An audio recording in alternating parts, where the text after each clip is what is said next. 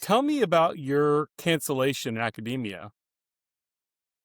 Yeah, I was employed at Edith Cowan University here in Western Australia, and I had sort of a weird position there where I was kind of casually employed, but then also I was also an adjunct when I was working outside in industry rather than at the university. So I had a couple of different roles there over the past few years, and what I was essentially canceled over were my views on sex and gender, broadly speaking, criticisms of feminists and feminist theory, advocating for men's health, these types of things. I have documented all this quite extensively at my Substack. Um, I was under the impression I was being canceled, because of stories that were told to me, and so after my adjunct position was not renewed there, which was a bit surprising in the sense that I have a very strong publication record and ongoing collaborations there, and stories that have been told to me. I submitted a Freedom of Information request because it's a public university, so they have to take on these Freedom of Information requests if they receive them. And sure enough, I got back some pretty damning emails that showed that they were scheming to cancel me for a couple of years. It had been an ongoing thing, and it's all shown in all the emails which I've published publicly. They did not like what I was writing on X, and they did not like what I was writing in a couple of essays that I'd been asked to write for other venues.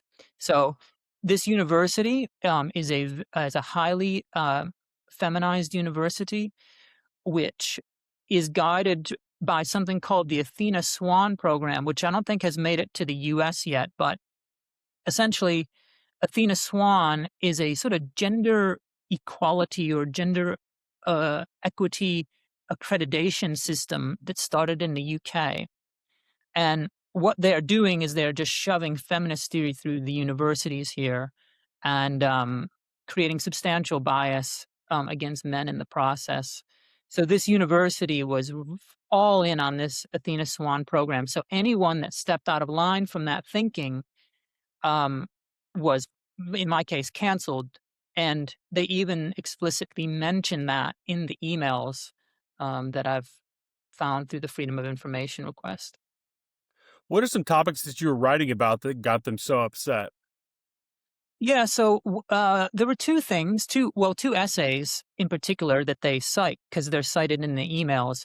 In terms of the social media activity, I don't know specifically because that was never linked in any of the emails they were communicating with each other about. But one of them was an interview that I did with John Barry from the Center for Yeah. Male Psychology in the UK. And that interview covered a variety of topics. And then another one was a piece that I wrote for the Martin Center for Academic Renewal, which is based in North Carolina, and it's a group just focused on higher education reform and making all that better. And what bothered them from both of those pieces, because the interview with John Barry was a written interview, is that I was talking about the problems of quote unquote gender equity in exercise science and the sort of philosophical kind of issues with it and how it didn't sort of match up with logical argumentation. So that is what my university did not like. And I will add quickly that I have actually published peer reviewed papers on these topics. So they were canceling for something that I had a couple years earlier already gotten through peer review in a journal article. So it was very, it was a pretty disgraceful thing what they did.